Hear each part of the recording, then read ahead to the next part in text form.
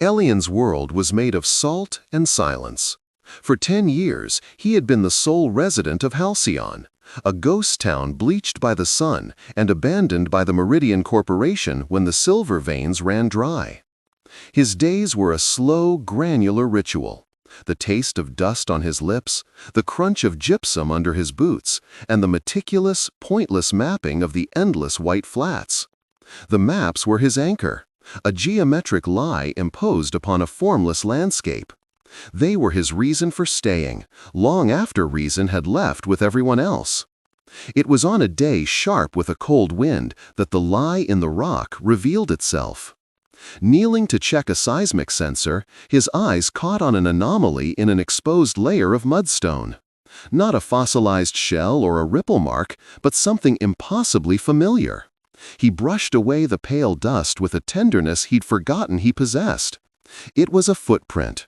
A perfect human footprint, pressed into stone that his own geological surveys dated to the late Pliocene epoch. 3 million years old. His mind, a tool honed on empirical data, short-circuited. Hominids, not here, not then. The established history of the continent was a clean, orderly timeline. Humans arrived a mere 15,000 years ago, crossing a land bridge from the north. This print was an obscenity, a grammatical error in the language of deep time. A cold thrill, entirely separate from the wind, pricked the back of his neck. He documented it with a methodical frenzy, photographs, measurements, a plaster cast. That night, in his prefab shack filled with the hum of a dying generator, he sent an encrypted query to the only person he still trusted, Dr. Aris Thorne, a disgraced paleoanthropologist whose radical theories had cost him his career. The reply was swift and grim. Elian, delete this. Forget you saw it. They are watching. Before Elian could process the warning, a new email arrived. The sender was a generic corporate address, but the header sent a jolt through him. Meridian Historical Revisionism and Analysis. The message was polite, sterile. They had flagged his data transmission. The print was a known hoax, they claimed, a prank from the mining days. A team was being dispatched to assist him and debrief the situation. The words tasted like a threat. His mind, a tool honed on empirical data, short-circuited. Hominids, not here, not then. The established history of the continent was a clean, orderly timeline. Humans arrived a mere 15,000 years ago, crossing a land bridge from the north. This print was an obscenity, a grammatical error in the language of deep time. A cold thrill, entirely separate from the wind, pricked the back of his neck. He documented it with a methodical frenzy, photographs. 2 days later, a black electric SUV, a grotesque insect on the pristine flats, pulled up outside his shack. 2 men emerged. The first was a walking brochure in a tailored suit, introducing himself as Mr. Corbin. The second was a silent, broad-shouldered man whose eyes scanned the horizon like a predator assessing a barren hunting ground. "Dr. Valance," Corbin began, his smile a sterile stretch of skin.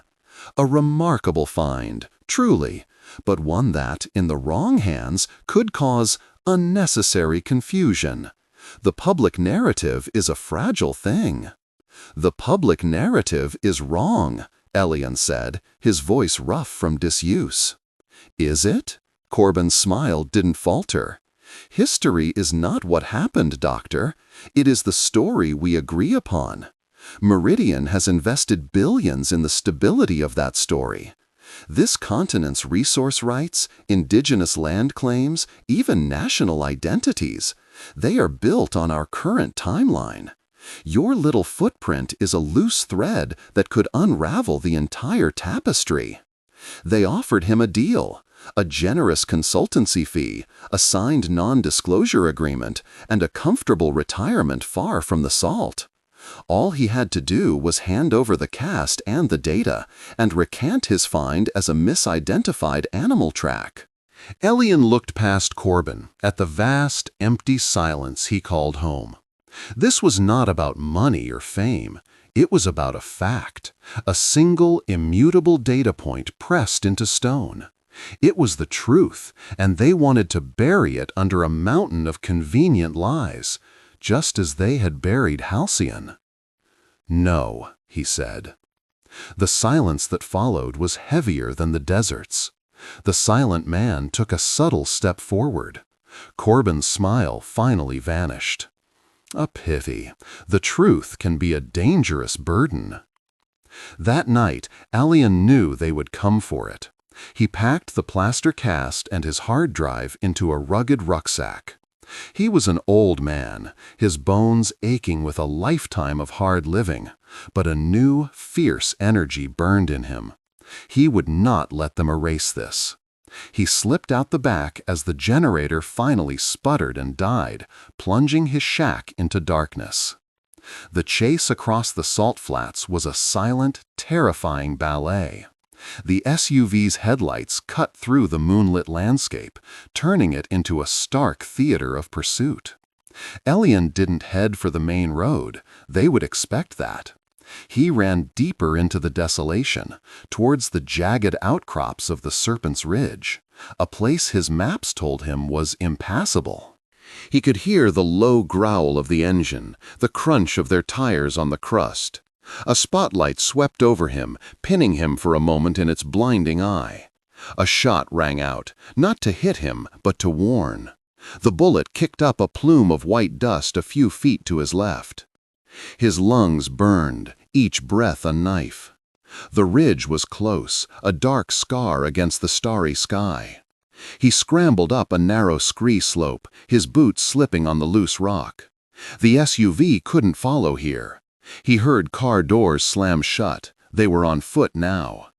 He reached a narrow ledge overlooking a vast circular pan of salt, so flat it looked like a frozen lake. He was trapped.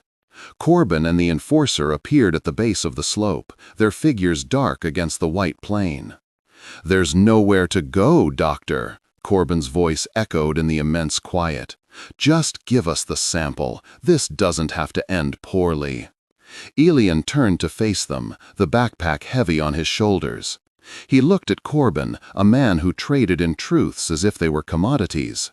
He looked at the silent, hired power behind him. And then he looked down at the salt pan below. With a sudden, decisive movement, he swung the backpack from his shoulders. He didn't throw it at them. Instead, he held it over the edge of the ledge, above the pristine, unbroken surface of the salt pan. "Take another step," Elian said, his voice steady now, carrying across the silence. "And the truth gets a new burial ground, one you'll never be able to find. You can explain my disappearance. You can't explain a continent-wide search for this." Corbin froze. The enforcer raised his weapon, but Corbin held up a hand. The calculus had changed.